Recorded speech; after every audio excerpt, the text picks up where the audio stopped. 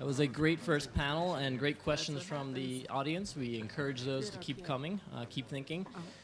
So we're moving now from kind of the big picture of sea level rise and how it will impact our region to what can we do to start to confront it.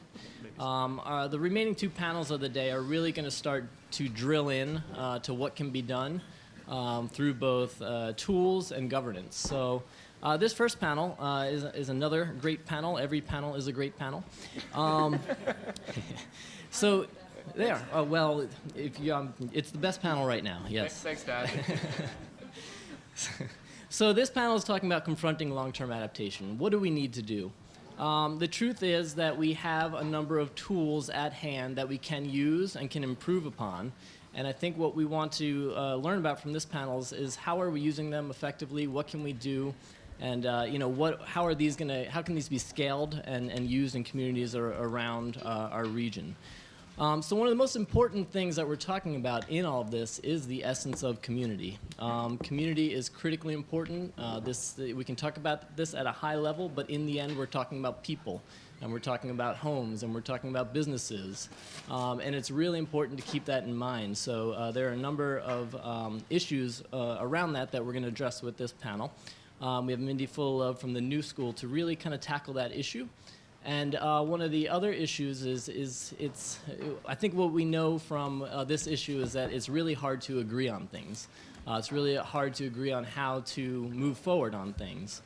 So one really critical tool as we confront this issue is going to be consensus building. And we're really pleased to have Bennett Brooks from the Consensus Building Institute, a fantastic group that RPA has the pleasure of working with. We're both in partnership with the Lincoln Institute of Land Policy on a lot of work we're doing, including in communities in Seabright, New Jersey. And we're really glad that Bennett is going to talk to us about that tool of consensus building. We mentioned before that one of our goals here is to really use the science and the tools that we have to inform our decisions. If you are a community, you are going to be able to make better decisions if you're better informed. Jeanne Herb at Rutgers, the Blaustein School of Planning and Public Policy, has really launched a tremendous effort in New Jersey in the vacuum of not having governance around climate change, the Rutgers Climate Adaptation Alliance. And it has been a tremendous group that's really pushed and kept climate science at the forefront of people's minds in New Jersey. And Jeanne is going to talk about some of the issues and how we can use science as a tool and how we can use tools that they've developed, such as the NJ Adapt website, to really get us to making good decisions. And then finally, I guess we have David here, who's really representing the F word, as we heard about in the first panel. So sorry, David. David is with the state of Connecticut Department of Housing, and David has the unique position of overseeing the adaptation funding that has come into Connecticut post-Sandy. Funding is going to be critical here, and the other talent that David has, amongst other talents, is the kind of a design aesthetic. David has an urban design background, and is really going to talk about how these two can come together. How can we use funding? How can we use design to really confront this issue of sea level rise? And kind of leading the crew here is Anna Baptista, who you met earlier, and Anna's going to weave us through a great conversation with this group, so I invite you to welcome the panel.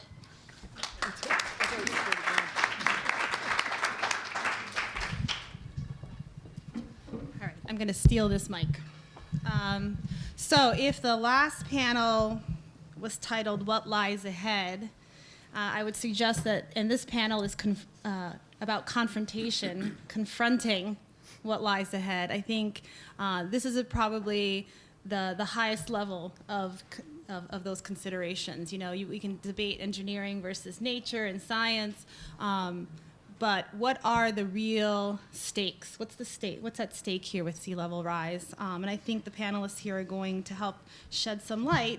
And I think I want to start with asking each of the panelists to reflect on this issue and tell us what they think are some of the most important and pressing issues that we need to consider before we get into the nitty-gritty of just thinking of tools. So I think I'm going to start with Mindy, Dr. Fullilove, and I'm going to pull up some slides that she shared with us.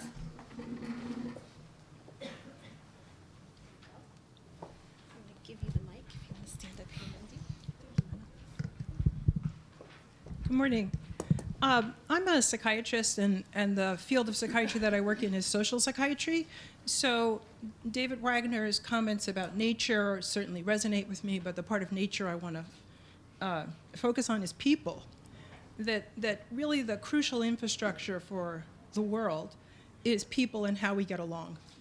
And I want to say the much bigger crisis that we are in, which is going to govern everything about civil management of sea level rise, is that we're in a crisis of hatred in the United States. And the crisis of hatred is not solved in this room. If you look around, this is a shockingly white room for this moment of crisis in our nation's history. And we have to, each of us, look inside and say, if we're going to have a meeting, who are we going to bring to the meeting?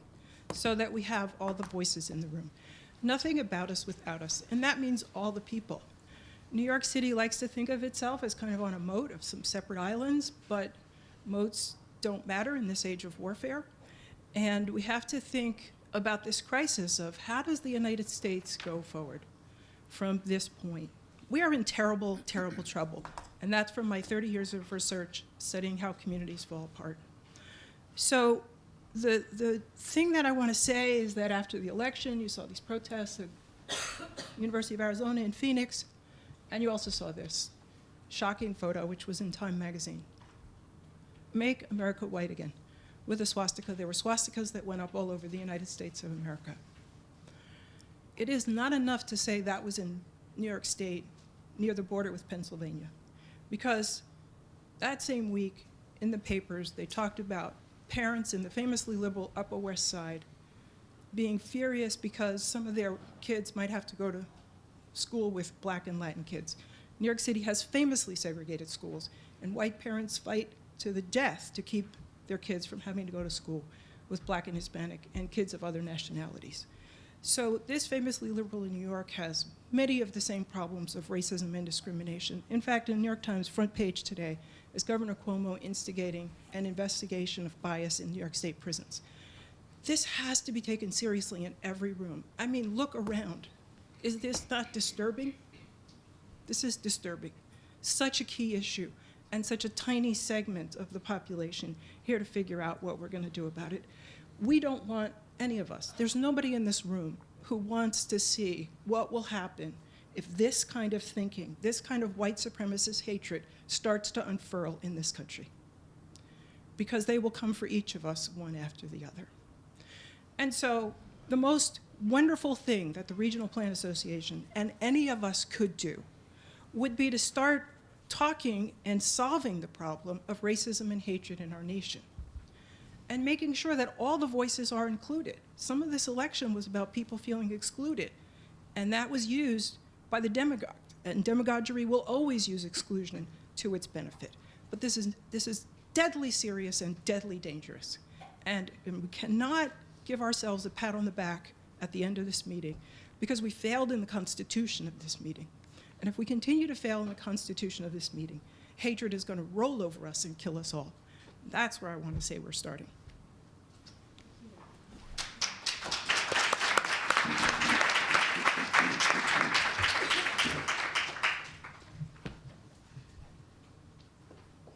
So now I think we're going to keep going with Bennett here. Oh, I thought I was going forward. Okay. All right. Sorry, I'm just still kind of sitting with what Mindy was saying. So I work as Rob said, at the Consensus Building Institute. I work as a mediator and a facilitator on environmental disputes all over the country. And you know, the essence of what we do is about, first of all, who needs to be at the table, bringing the right people together, bringing all the affected parties to the table so you can have a conversation.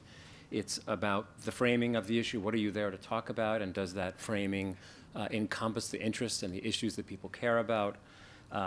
It's about joint fact-finding and bringing good information and credible information that people can talk about.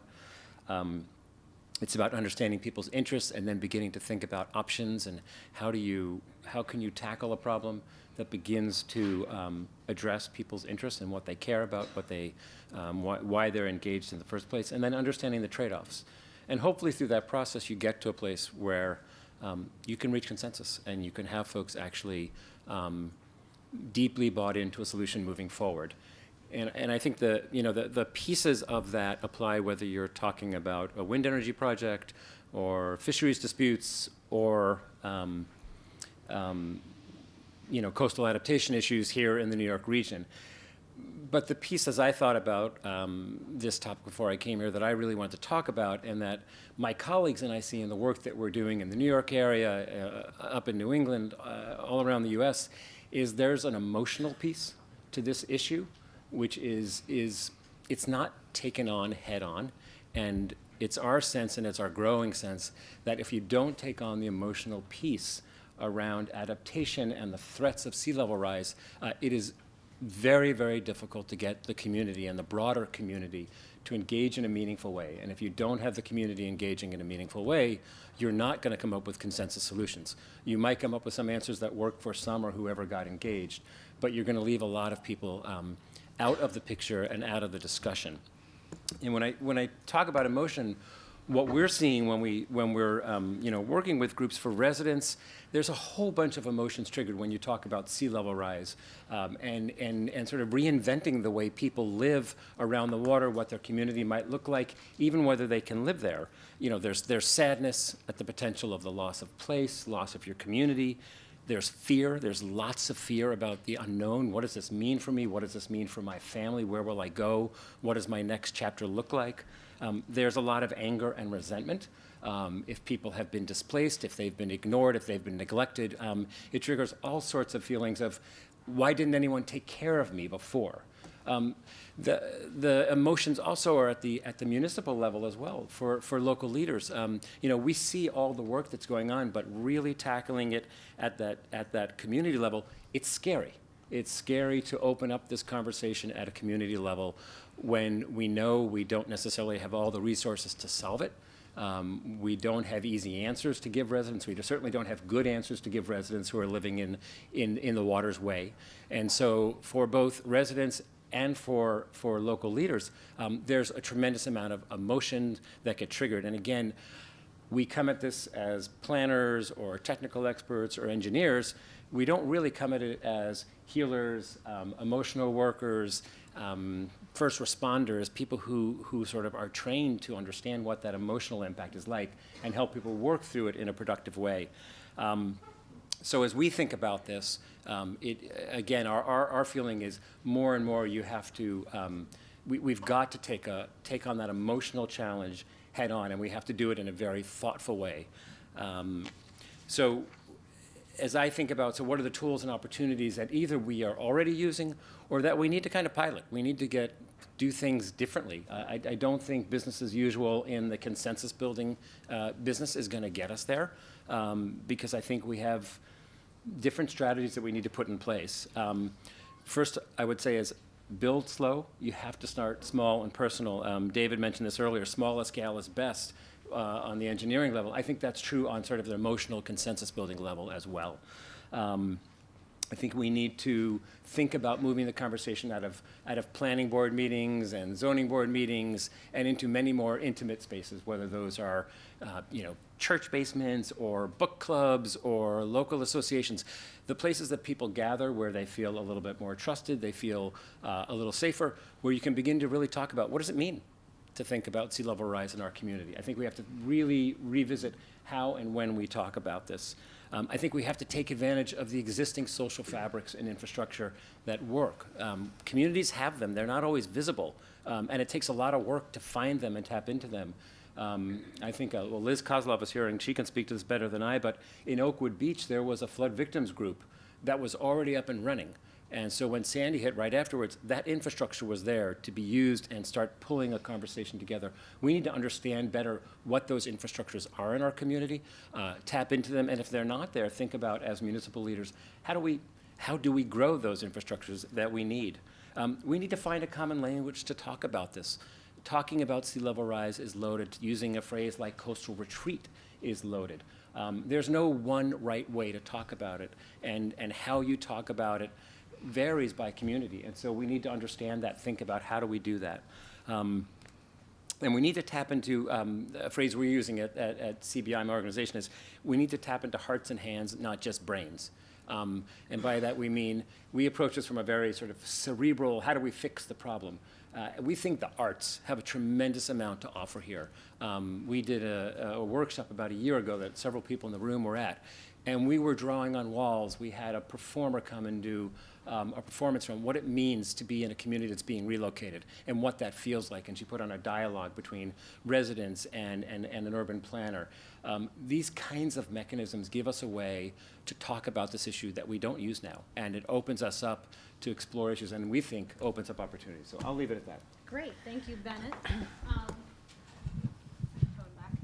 I think we're going to go next to Jeanne to open up with her opening reflections. Thanks, and I think my comments build on Mindy and Bennett's. So I agree with the concept of moving towards shared decision-making, and I will talk a little bit later on about a project that we're working on that's moving in that direction. But I think we also need to move towards shared problem identification, which to me means moving away from thinking about the concepts of sea level rise and other climate change impacts as something that's an issue that's affecting affluent white people that own second homes down the Jersey Shore, and to really think about these kinds of impacts as having a cumulative effect on communities, on people, on places, on assets that are already stressed for various reasons. From multiple sources, whether that's environmental conditions or economic conditions, socioeconomic conditions, and to look at those stressors and how they become exacerbated as a result of sea level rise and changing climate conditions. And we can see that in some of the experiences after Sandy, but we can see that our work started long before Hurricane Sandy, and we can see that at the community level, and we certainly see that in Newark's Ironbound community as we look at potential exposures of industrial and commercial operations that use hazardous materials in relationship to flood-prone areas and projections in terms of flooding. So I think what the concept that we're trying to really focus on is looking at resilience as something that is not blinders on. It's not the issue of the day. Let's just solve resilience. Rather, as our work's become a bit more sophisticated, we're looking more and more as resilience as an integrated approach to address cumulative and cascading effects of climate change impacts at the community level, whether that's sea level rise or increases in base temperature or increases in heat waves. I think the other issues or the other big challenges, I guess, that we're definitely spending a lot of time thinking about is, and the prior panel mentioned this too, is looking at new solutions and new models to address this kind of integrated and highly challenging set of issues. When I spent more than 20 years through 2 tours of duty in state government in New Jersey, and during that time, at the height of my tenure, there were 4,500 people, staff in the State Department of Environmental Protection, and now there's about 2,600. So the concepts of relying on government the way that we used to rely on government as the source of science, to rely on government as the source of consensus building, to rely on government as the source of identifying sort of strategic planning and long-term visions is probably not a model that we can look at, and we need to think differently. That's where I think shared decision-making comes in. That's also where I think we can think about models like the Extension Service. And I mentioned just after the last panel that that's a model that we're trying to look at. As the state university and a land-grant institution, we have historically worked on an extension service model where we do science, where we deliver that science and tools, where we work in the deployment of those tools and evaluate those tools and really build best practices. And that's a role that we've seen over and over in terms of a state university, a major research institution indeed, but also a state university with a mission for service. I think the last thing I'd mention is I think as we move into this, this as kind of a coalition of well-intentioned people is the importance of courage, and courage in a couple different ways. Courage to think about this as a big issue and an integrated issue that looks at issues such as cumulative impacts, social cohesion, racial tensions, socioeconomic impacts. Courage to recognize that there is a lot of science that is now available and can be brought to bear, and to not be scared of science, and not to shy away from those that criticize science and don't understand the scientific process. And I think to also build new coalitions. So the work that I do through the New Jersey Climate Adaptation Alliance, which includes a lot of partners in the room, including Baptista from the New Jersey Environmental Justice Alliance, David Kuttner from New Jersey Future, Linda Weber from Sustainable Jersey, and there might be others, RPA, thank you, Rob Freidenberg from RPA, and probably some others in the room, is to bring together this really interesting coalition of people who come from different walks of life, but who came together to say, we recognize that there are impacts to the things that are our missions. And so whether you're a public health officer, or a reinsurer, or a local official, or a transportation planner, we kind of get all those folks together in a room and lock the door with the intention of moving towards solutions. And so I do agree that kind of approach of big thinking is the opportunity of the day. Thank you, Jeanne. We're going to turn now to some reflections by David. Great, thank you. Thank you all for having me. When I think, representing, I think it's probably the only time I'll get to say I represent the F word, but representing funding and specifically thinking about sea level rise, I guess I would start off with 4 considerations: policy, one in the realm of policy, one in science or data, one in participation, and one in regulation. First with policy, as we look to allocate the relatively limited resources that we have to this challenge, currently when I think about the maps that Robert put up, the stark question that arises for me is going to be the impending conflict between infrastructure and underserved communities. And I think, when you look at that map, the population that is not exclusively but predominantly impacted, as was mentioned this morning, are underserved communities, public housing, lower income housing that was traditionally located in lower lying areas. I know in Connecticut it's often on fill, urban fill, and former wetlands or former waterways that were recaptured for that development in the early 20th century. And then you compare that to more of a kind of binary situation that we have with infrastructure. The airport is either usable or it's not. One section of the rail corridor floods and the entire line is usable or not. The power system, we have a lot of power plants. You saw 3 of them that could be inundated permanently under some of the sea level rise scenarios. The power plant either turns on or it doesn't, and you have these key localized infrastructure systems that result in vulnerability across a vast geography. And when that is weighed against a vulnerable population that happens to coexist within that geography but doesn't have the same regional implications, I think we're going to see some very difficult discussions over the coming years.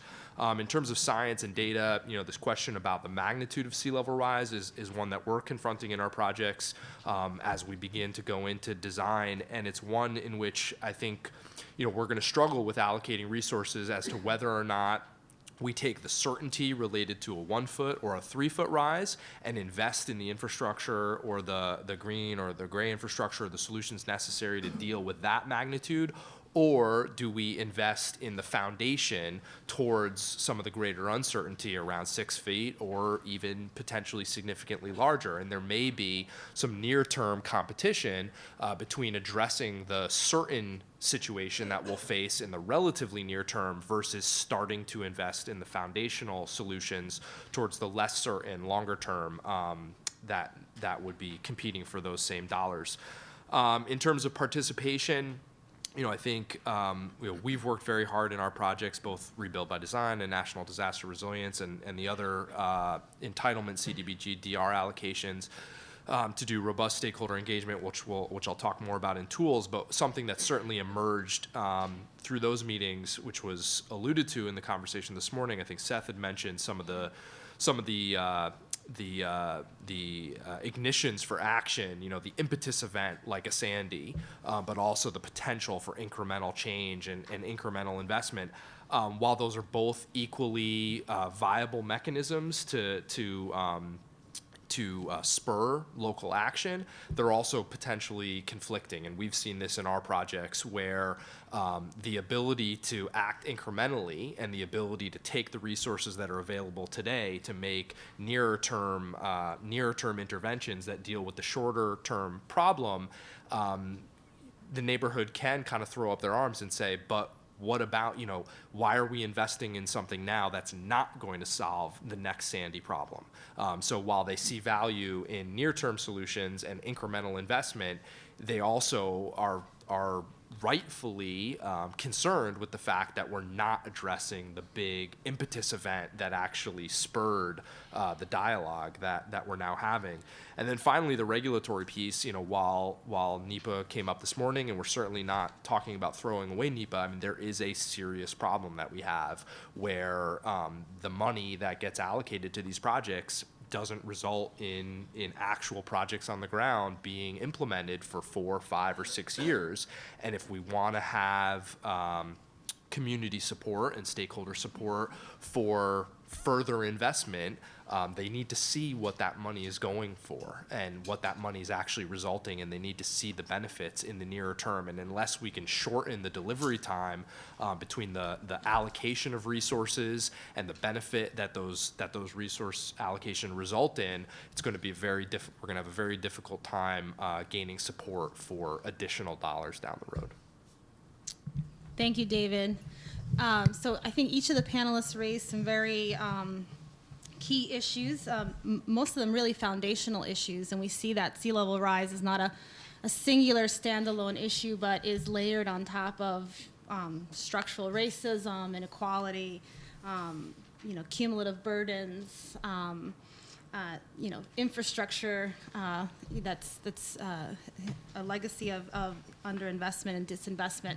So I guess the next question for the panel is really, can you share with us some insight or some examples of how we begin to tackle, not just at the surface level, not just incrementally, but foundationally, some of the issues that you raised around racism, emotional responses and social cohesion, cumulative and cascading impacts, infrastructure and incremental versus long-term approaches. So, these are really core issues that, in the attempt to deal with sea level rise, we also have to deal with these foundational issues.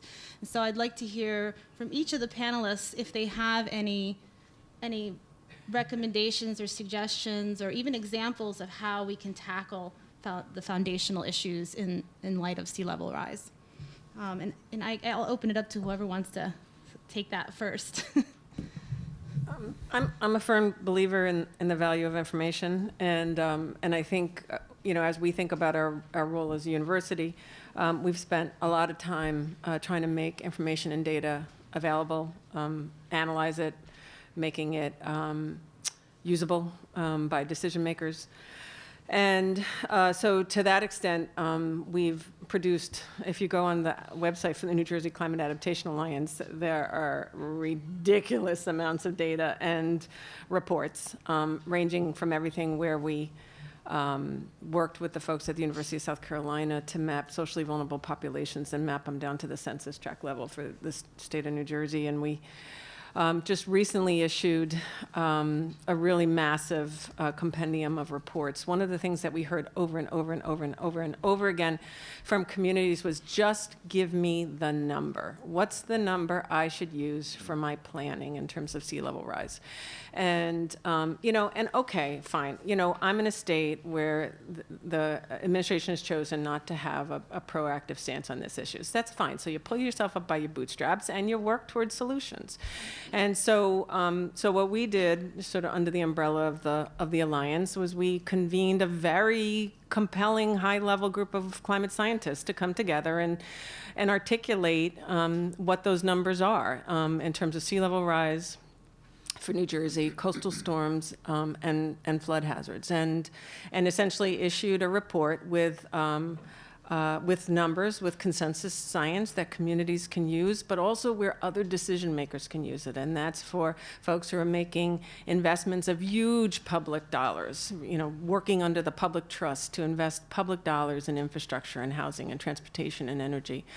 But part of what that report also did was it created a methodology, kind of a risk assessment sort of methodology, sort of speaking to what David said, which is it provides an approach where decision makers could go in and start to think about what are the issues associated with probability and magnitude of the risks I'm facing. And for the decision that I need to make now, am I building a cabana or am I building a bridge? So what is it? What's the level of risk that I'm willing to accept?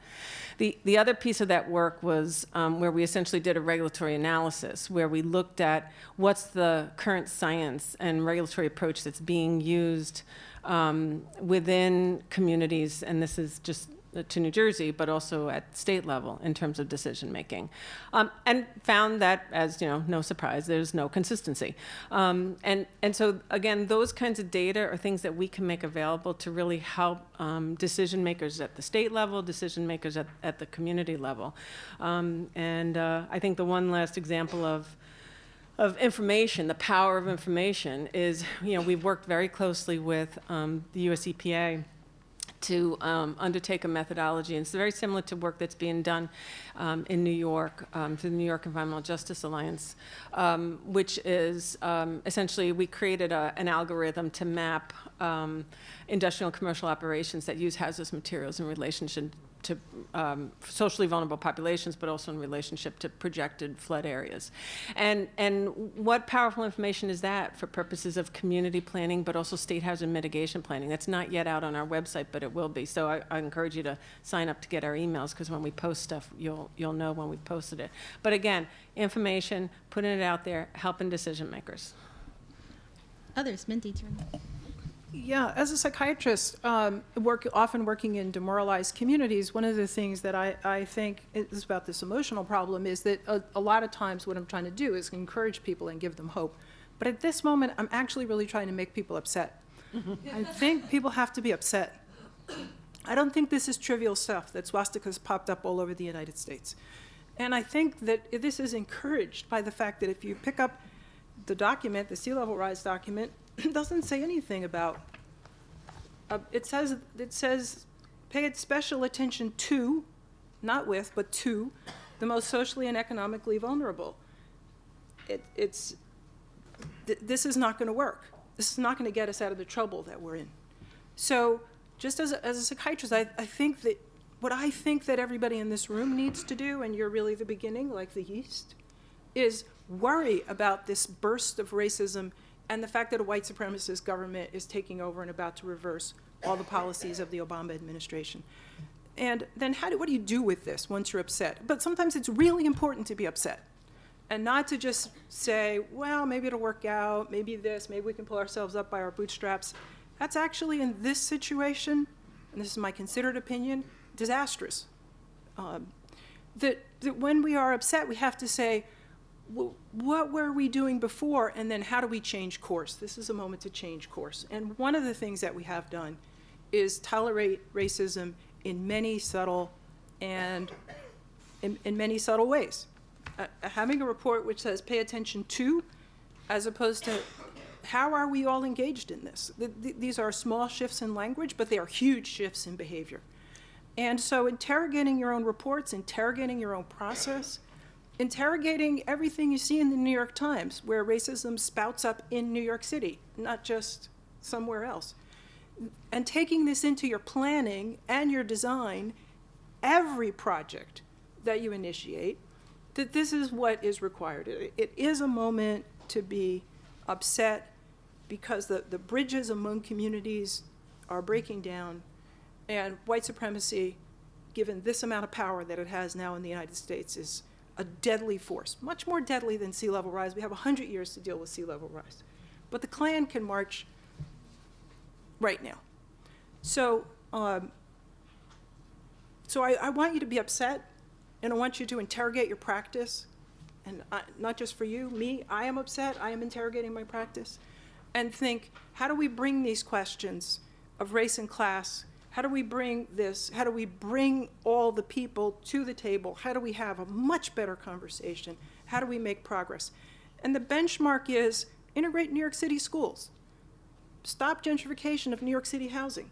Those are some tough, tough problems, but if you could solve those problems, you'd be on your way to really being a laboratory of innovation for the nation. And bringing the population together, creating the solidarity, this is what we have to do here to show people how it can be done everywhere. So I want you to be upset. So I'll give a sort of straight-ahead answer and then a more cutting-edge answer. The straight-ahead is work we've done with Sasha and Scenic Hudson on the Hudson River with a couple of different communities. We worked in Piermont, and the sort of strategies we used there to work with that community was first of all a reasonably slow conversation. We talked with them for about a year, and they talked with us for about a year. And it focused first on really understanding the scope of the problem and spending a bit more time on that maybe than we anticipated, but it was important for people to understand what was coming their way, to really sit with the data, to look at maps that showed inundation seeping sort of throughout their village, and then come to grips with what kind of scenario did they want to plan for? What of those 1 foot, 3 foot, 6 foot? How bad a scenario did they want to aim for? Once they came up with that, we then talked with them about what's their vision, what do they value about their community, what do they want to protect, what do they want to keep? Because if you don't have a vision of where you want to get to, how do you plan? And so coming up with a vision amidst this sort of giant threat looming, on the Hudson River for them was very important. And then the conversation morphed into a kind of a next storm and long-term approach, and that was actually valuable to. We were actually targeting more, I think, the longer term, and the community said, well, we need to talk about the next storm because we're hurting still from Sandy, and we need to know that we're protected. And so without being able to talk on a parallel path and talk about both next storm protection and the longer term vision, we probably wouldn't have been able to have a meaningful conversation longer term. So that's sort of the more traditional way, and it's certainly effective, and they're still pushing, and we're working with them now about how do they take their plan and move towards implementation. We are just now starting work in Scituate, Massachusetts, and Scituate's, as many of you know, is constantly vulnerable to storm surge and sea level rise, and we're going to pilot when we start a project, we do a stakeholder assessment where we go in and we talk with people and we have a list of questions and we write down answers and then we write a report. And it's helpful and it's important and it's good, but it's very cerebral. We're actually going to hire the same performance artist who worked with us a year ago, and we're going to do an emotional assessment. And this woman spent a year living in public housing in D.C. that was going to be relocated. So she is. She's very skilled at sitting with people over a long time and understanding what are the issues they're dealing with, and really then taking their voices and turning that into theater. And so she's going to do an emotional assessment where she's going to talk with the residents and try to understand emotionally, where are they at with this challenge? Where do they want to go? What are the risks that they're feeling? What are the threats? And then we're going to reflect that back in some way.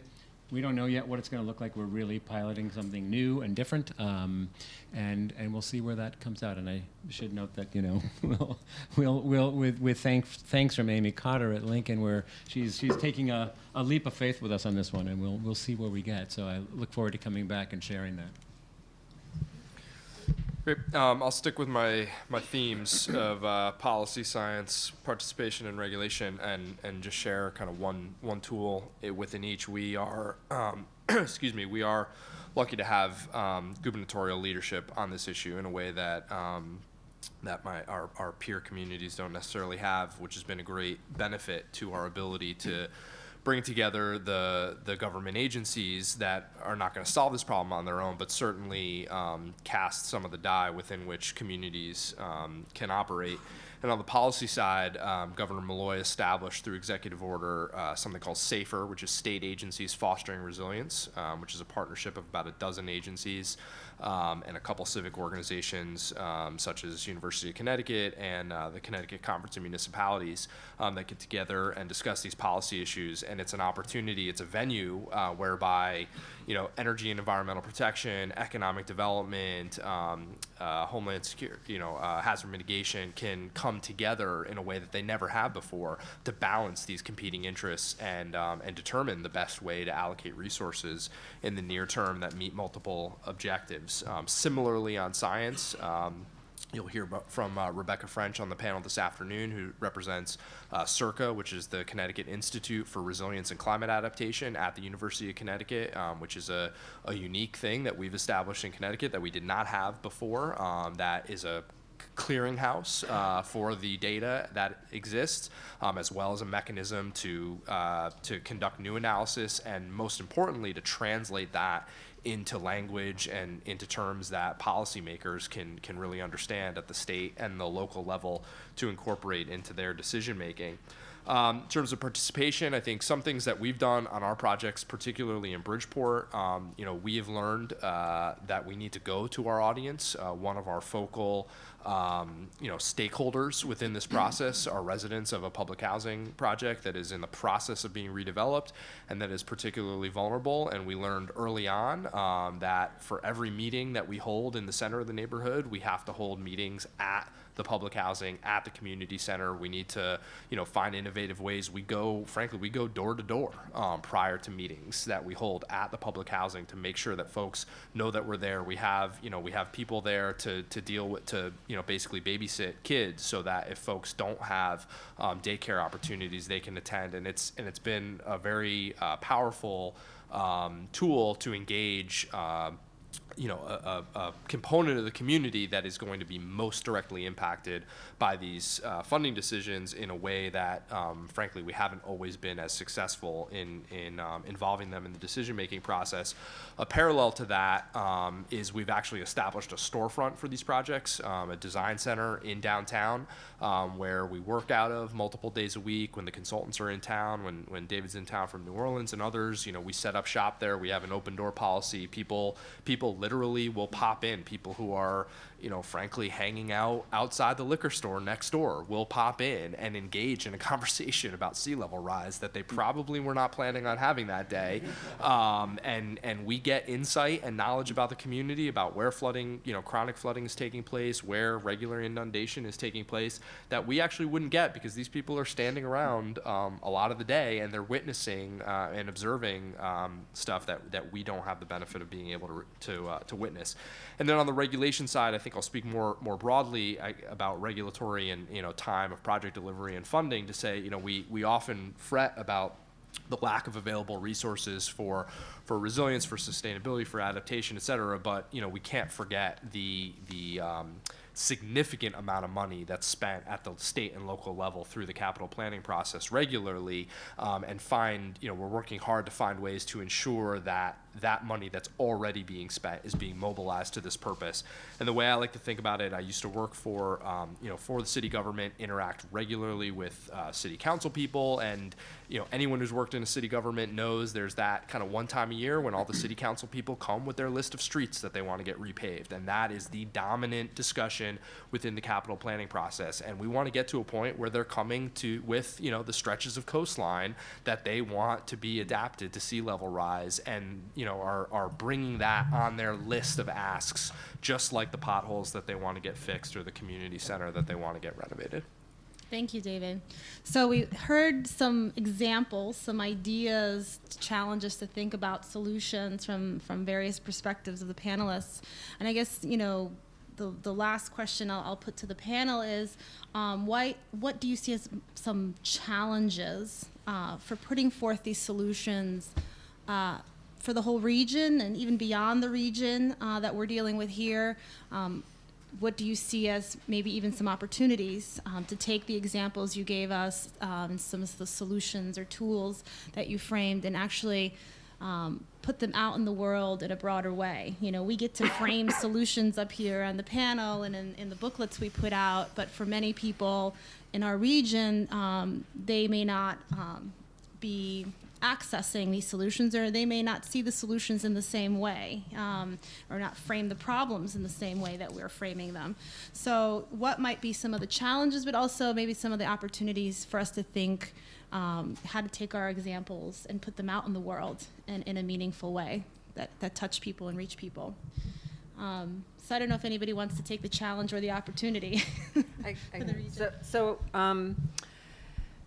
So it's a challenge and an opportunity, right? So if you know, especially coming out of the election, if you ask most people what they think about government, they're going to hate government. We hate government. Everybody hates government. Okay, fine. However, when you really ask people about how to address issues associated with resilience, you see a surprising amount of support among voters, among residents, for actions that deliver equity and protectiveness. And we had done a statewide survey, and what we found was people didn't want to pay for resilience. They were happy to pass the costs along to through like things like hotel taxes and stuff for folks who were coming into the state, or also to bond it and pass it along to their kids. But people were very happy to regulate. And they were very happy to keep assets out of harm's way, keep people out of harm's way through standards and regulatory approaches. They were also very happy to not essentially buy out other people, particularly people of affluence who have suffered repetitive losses and continue to build and rebuild.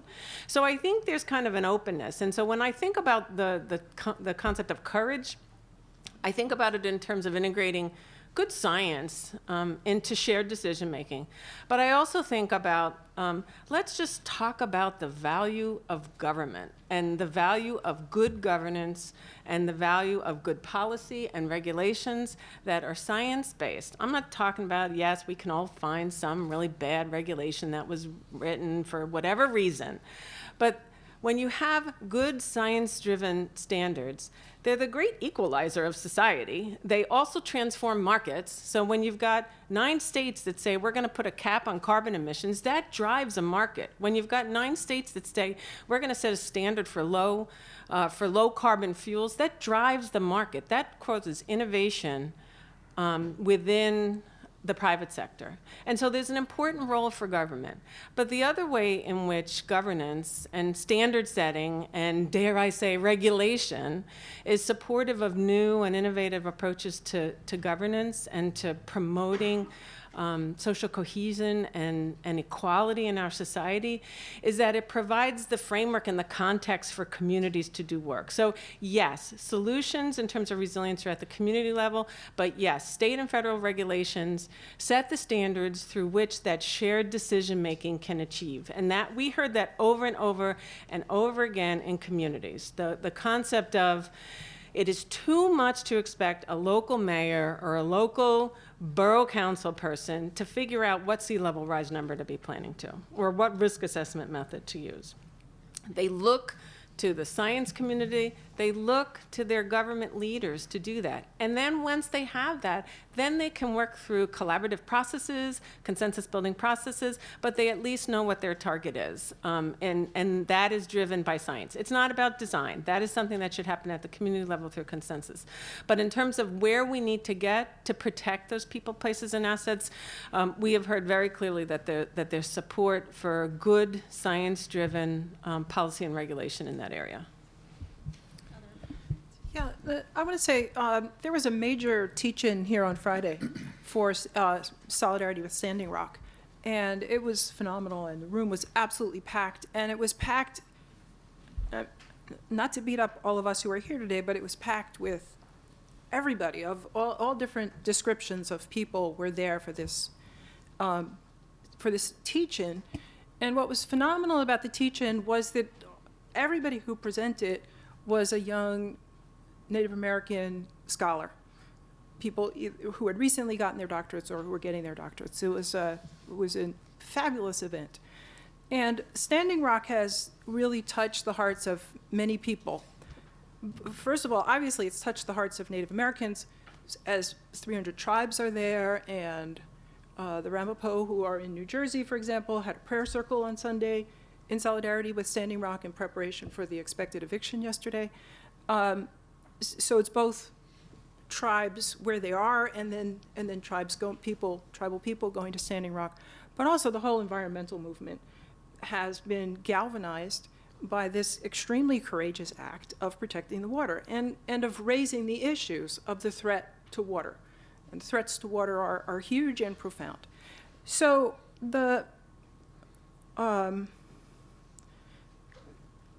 to be surprising things happening, and surprising new coalitions, and surprising new gatherings of people, and particularly many of these, I think, will come from young people.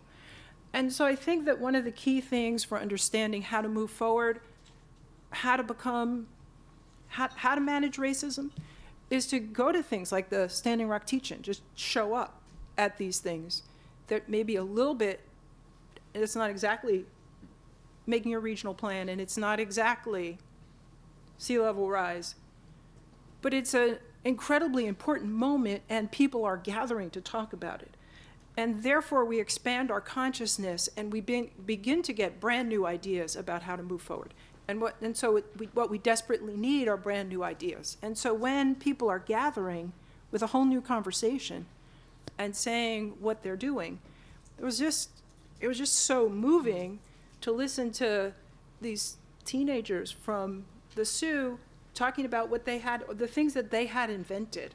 So one 15-year-old girl had convinced her tribal council that they should stand in support of Standing Rock. 15-year-old girl. Other teenagers were just, running across the nation together. So these are things that we need to hear because we're used to business as usual. But if we keep doing business as usual, we say in psychiatry, insanity is doing the same thing over and over again and expecting different results. We cannot do the same thing over and over again. Whatever you think of as business as usual, please don't do it. Start to do something new, because otherwise you're insane. It's not the same old situation. So I'm begging you, be sane, do new things, go to teach-ins on Standing Rock, or whatever else is exploding in the consciousness. Anything that's going on here at the New School will teach you crazy, wonderful things. So come to the New School a lot, and Come hang out here. come hang out here. It'll just teach you to think differently. We have to think differently. We can't do the same old thing because we will get the same old results. And this is not going to solve the problem. So the two things I had written down on my sheet overall were think differently and think small, because I think those are actually the two different directions we need to go in to try to tackle this. And I think in the think differently, I think one of the solutions and also a challenge is to let go a little bit. The folks who normally run the show and control and lead kind of have to let go a little bit, and that's scary. But I think we have to trust our communities to take this on a bit, and I think if we do that, we'll generate the new ideas and new options that really aren't on the table yet, because we don't know what's in everybody's head, and I think letting go will give us that. I think we'll also build new leaders. Leaders are there, they will emerge, and I think it will give support to local leaders who rightfully, this is a hard issue to lead on. We need leadership, but the more we are growing leaders locally, the more we'll generate the kind of ideas and the initiatives that we need, not just to deal at the local level, but if we need a regional response, if we need a state response, if we need national level funding, that's not going to come just because we want it to happen. It's going to happen because people are getting engaged. They're actually understanding the problem at a very personal level. They're beginning to see solutions that make sense to them at a personal level, and they're going to get engaged. So I think letting go, which is scary, will get us a lot farther down the path. So I'll give a pretty boring challenge, and then hopefully a little bit more inspiring opportunity. But the challenge that I feel like I have to share, because it's been really dominating a lot of our work, just relates to both the infrastructure and the governance of stormwater management. And hopefully we'll hear about it a little bit on the governance panel. But the infrastructure is particularly our coastal stormwater management infrastructure was barely, designed well enough to deal with the low-lying nature of our communities, and with a very modest amount of sea level rise, its ability to serve its intended function is heavily compromised, if not entirely. And we have kind of a particularity in the Northeast where water has not been the same level of challenge historically as it has been in the West or the Southwest. We don't have the governance mechanisms set up to deal with stormwater. And what you find in many communities is that it's really no one's responsibility, or it's everyone's responsibility, or it's local government's responsibility, but it's so far down on the list that no one's really paying attention to it. And hopefully maybe the panel will touch on it a little bit this afternoon, but making water somebody's responsibility is a big piece of the challenge. And then the opportunity, which hopefully is a little bit more encouraging, I think by designing, these projects to be different, whether they're small or large scale, and not designing them as part of the status quo, I think we can achieve a couple things. One, we can allow them to be more flexible and achieve greater range of co-benefits and be more adaptable to the uncertainties that we face in the future. Two, we can design them in a way that they're attractive and they actually inspire people to ask questions about what it is that they are and what it is that they're doing. I mean, so often we design our infrastructure to disappear so that we don't have to think about it, but we should be designing it in a way that it actually inspires people to say, what is that? What's it doing in my community? How does it work? And then also, to spur that conversation about how it can adapt and change over time. And we're very cognizant in our projects where we may not deal with the full magnitude of sea level rise. How do we ensure that the infrastructure basically mandates a continued conversation about sea level rise or about other changing impacts of climate change, so that there's an ongoing dialogue couched within the infrastructure that we create today that creates a mechanism for its evolution in the future. Thank you. Thank you, Dave. So now is the time when you all get to grill the panelists with your insightful questions. I think I can take this off. Questions from the audience? Yep. Carolyn. Hi there, this is Carolyn Grossman in New York City Regional Planning. I wanted to follow up on some of the themes about inclusive planning. And David, I thought you made a few really interesting points about the very practical strategies that you're taking to bring different kinds of communities into conversation. I think you mentioned the venue changing, also daycare being an option. I know in New York City, even getting federal funds to pay for food at a public meeting is an incredible challenge. So I'm wondering, in your case, and in general, sort of using federal funding to do these kinds of really thoughtful strategies that may be practically engaging of communities, but are sometimes difficult to navigate, how you've been able to make that work. Sure, and part of it is, Rebuild by Design and National Disaster Resilience have a little bit of additional flexibility, and maybe I shouldn't broadcast this too much, but you just have to be a little bit creative. Having expenses be a single line item in your consultant contracts means that you don't necessarily know what's in there in terms of food and whatnot.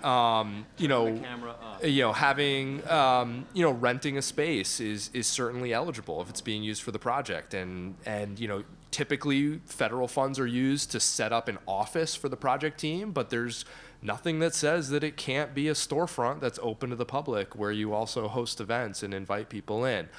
So there are ways in which you could be flexible. And then we also, again, the benefit of RBD and NDR, particularly given the lack of a match requirement, it's pretty easy, when a city's getting $10 million with no match, to go to them and say, we need a couple $1,000s to supplement this. And, don't forget, you don't have to pay a match for this money. So if you wanted to keep flowing, this would be a nice gesture to supplement it in ways in which the federal money can't be spent.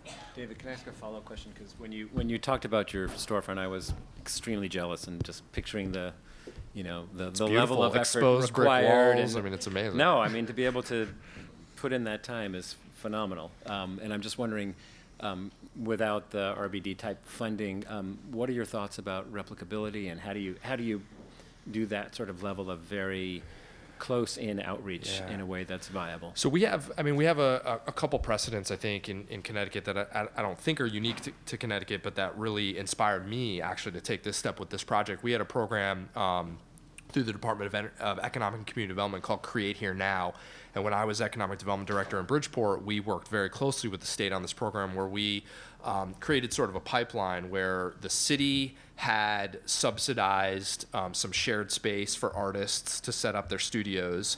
Then the state subsidized storefronts where those artists could move from their studios to a storefront, and then we had developers subsidize the next tier of storefront to kind of move those artists into bigger spaces, all in the hope that while we were simultaneously providing the artists with business plan development expertise and a whole variety of technical supports, that some of them would be able to then rent those spaces on their own. And then we have partnerships with groups like Bridgeport Generation Next, where we host events in those and identify some supplemental funding sources. So I think, hopefully you could do it without some sort of a foundation or a government seed money, but it makes it a lot easier. But building, as has been discussed a lot on this panel, building the coalitions between the private sector, the public sector, the civic sector, and having a strategy such that the spaces can ultimately be self-sustaining increases their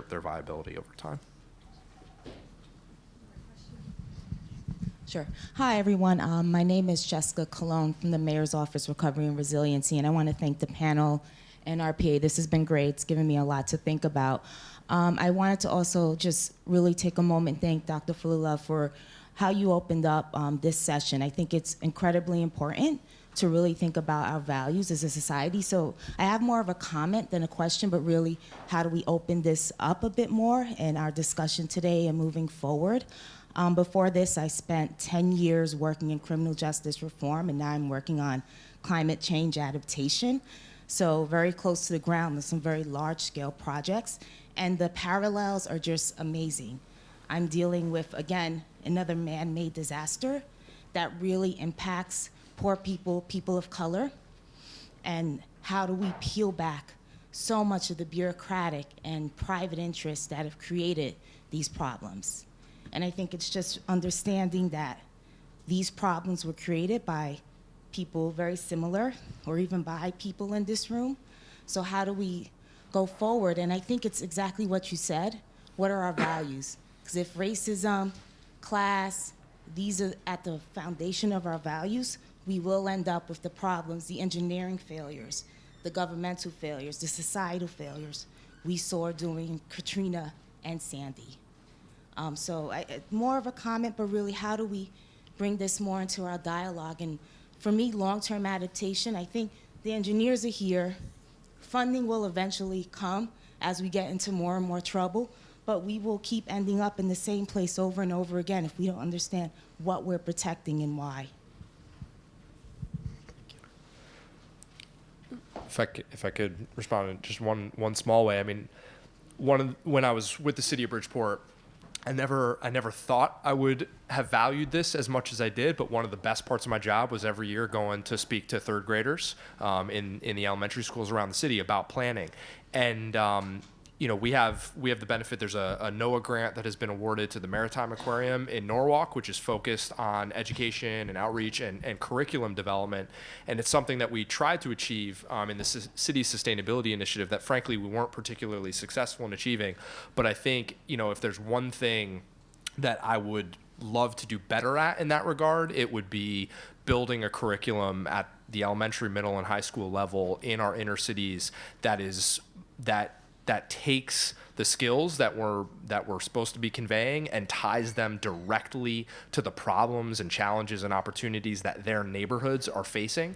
And if we were teaching science through the lens of sea level rise in your neighborhood, and if we were teaching math, through the lens of repairing a bridge in your neighborhood, I think we would have, tremendous co-benefits, not only about, engaging our students better in the curriculum that they sometimes have a difficult time connecting to, but also building the next generation of participants in civic dialogue within their neighborhoods and seeing how their future could directly impact their communities for the better. I think I think I'd add to that too is so the concept of speaking to what people care about. And so one area of work that we've been involved in, and in fact our PA has been involved in, has been looking at health impacts of decisions that people don't necessarily think have health impacts. And so we had an opportunity to work in 2 communities post-Sandy, along with New Jersey Future, to answer the question, what would the health impacts be if the city of Hoboken adopted a green infrastructure plan as part of its master plan, and if the town of Little Egg Harbor underwent a property buyout in the Mystic Island neighborhood of 2 scenarios, 100 properties or 500 properties. And so we worked really closely with some experts around the country using this emerging practice called health impact assessment. Yes, there's been a lot of work that's been done that documented the health impacts of Sandy after the fact. What health impact assessment does is it lets you predict impacts of a decision before you make the decision. So should I build these low-income housing units in this community?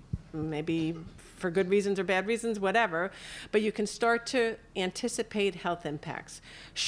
One project we hope to work on is with a partnership in the city of Newark, where they're looking at pocket parks and green infrastructure plan. What would the health impacts be of that?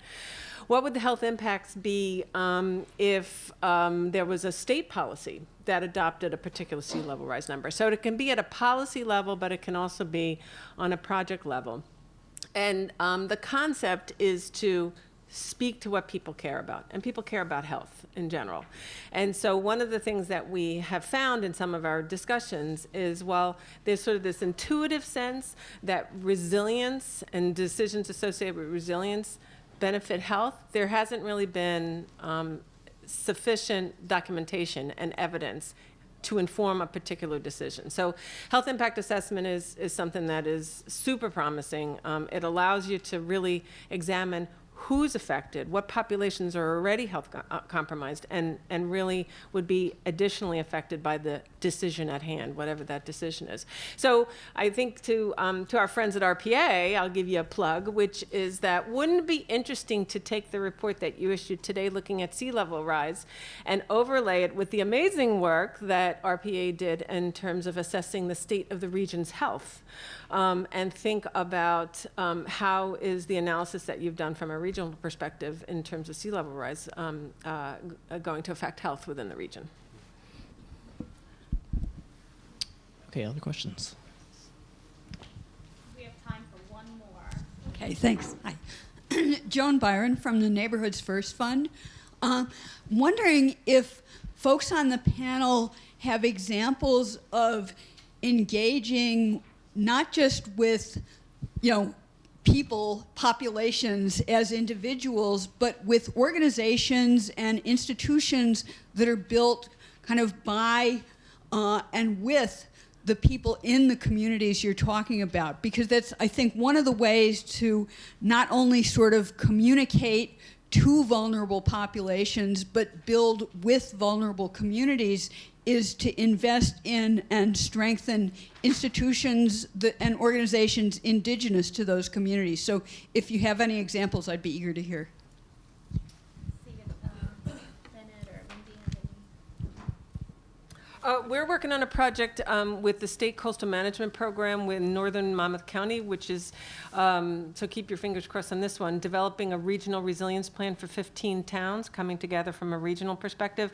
And we've spent an enormous amount of time identifying the constituencies to be engaged in that shared decision making. And in that case, we're really identifying very diverse organizations that represent the constituency, and really based on the work that we've done before in terms of identifying vulnerable populations or populations that are vulnerable to coastal hazards, identifying who is it that the organizations are, whether they're local government or whether they're nonprofit groups or communities or faith-based organizations, and reaching out to those groups as our conduit. So that's one very specific project that's just really starting underway now. In Connecticut, we have something called in neighborhoods with particular socioeconomic characteristics, we have something called neighborhood revitalization zones, and there happens to be one within the core study area of our first project in Bridgeport, and not only do we attend that meeting and participate as kind of a quasi member, but we've had the president of the neighborhood revitalization zone MC multiple of our community workshops. We've had board members of the NRZ help facilitate tables at our workshops. So we've really kind of engaged them as a quasi extension of the project team, and that has definitely helped to lend some legitimacy to the effort and spur participation from their members because they are advocates for the process as much as we are. I think it's a really obviously fundamental strategy that you have to reach out to the organizations. In the Chicago Ecological School of Urbanism, they talk about organizations as really the key layer. There's government, there's all the organizations, and then there are the people. So I think organizations are the key intermediaries. So gathering all the organizations you can is a central strategy. But there aren't always organizations, and part of the problems of the ways in which racism have played out, and deindustrialization, and all the kinds of upheaval of urban renewal and highway development, all of these have torn communities apart and destroyed organizations. So sometimes you're really looking at a blank slate, where the organizations are incredibly weak. One of the projects that really impressed me is a project in Erie, Pennsylvania. An artist there, Lisa Austin, who's a sculptor, decided that rather than spend money to do installations for 5 days, she would spend money to build the civil society of Erie, Pennsylvania. And so that's kind of been her installation, if you see the analogy. And so, sort of looking around and seeing what's needed and then trying to kickstart it. So I think both drawing in when it's there, but building it when it's not, because sometimes the civil, in the most vulnerable communities, there won't be a strong civil infrastructure. And one of the reasons that doesn't get built is that politicians actually have much more power if they can put a highway through a vulnerable community if it doesn't have any political power. So divide and conquer is a useful strategy. Unfortunately, divide and conquer is deadly for all of us. So you've got to be willing to take on the politicians and say, no, this divide and conquer, we can't have that anymore. We actually all got to get together. As Rodney King said, why can't we all just get along?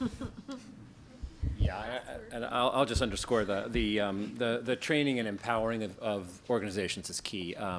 We do that. We've done that in work in ocean planning, where in Hawaii, for example, indigenous populations, our native Hawaiians, are going to be engaging and are suddenly entering a process that is not how they make decisions, not how they engage. And so the question is, that's the game in town right now. So at a minimum, providing training, providing strategies so that folks can engage in those conversations in a meaningful way. In California right now, they've completely rewritten how they're managing groundwater, huge environmental justice issues, groups that have minimal representation, minimal organizations, minimal resources. So a huge effort has been made to grow organizations there throughout the California Central Valley, so people can engage, have the resources to engage in the issues, to have the technical proficiency to understand the science and advocate for their community. So a huge amount of training is needed for those kinds of issues.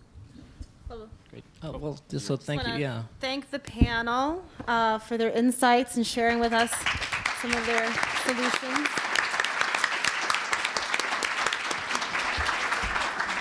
And I'd like to thank the panel as well, and thank you, Anna, for moderating. And I'd also like to thank, in particular, Dr. Fullilove for challenging us all. Sea level rise is a problem, but the issues you're talking about are deep-seated issues that we need to address. We can try to find solutions to sea level rise, but we really need to solve these issues first of our societal problems. So I appreciate the challenge to us all, and I think we can all take that away from today as a second call to action, a strong call to action in what we do. Thank you. Thank you.